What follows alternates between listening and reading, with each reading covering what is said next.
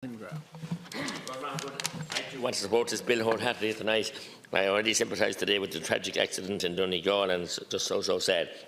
But Minister, there are many tragedies out there on a daily basis because of the carry-on of your government and successive governments in allowing the banks to run this country, to control it. We have a post office tonight, a meeting in Clogheen I should be at, where the post office has been closed, and thanks to you, a motion was passed here, unanimously passed and agreed, that we support the post office for 12 months. We put some capital into them to allow the models to come in that we looked at in Denmark and indeed in Germany. A model that community banking could be operated and the profits go back into the community.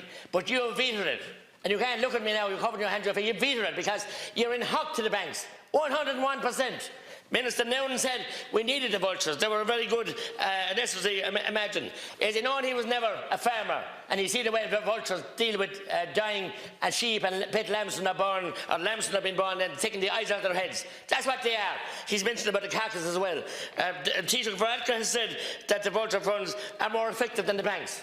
As you know, he never had a mortgage, or he never had a business loan, or he never had a family that was being threatened and thrown out. You are just utterly disgraceful the way you're treating the people, and the contempt for which you have for the public out there is just beyond belief. And you won't put any bill that put any manners on the bank, but you're going to lose this vote again. Thankfully, to see change from Fianna Fáil, I understand today they were voting with you, but now the confidence of supply must have got a little shudder. The pipe must be ruptured somewhere again. Are they afraid of the people out there? Why wouldn't they? I have families, each deputy have told your families, that are trying to deal with the banks, trying to do their best. I'm not here to speak for any won't pay, can't pay, don't want to pay. I don't represent them. I mean, ordinary decent people that took out loans in good faith and trying to deal with the banks. You sell on the loans for 20% in some places, 30%. You won't offer it to those people instead. I put amendments down to the finance bill, Deputy Fitzmaurice myself, that you make the balance up there in taxation, what the vultures get it for and what they sell it for. But no.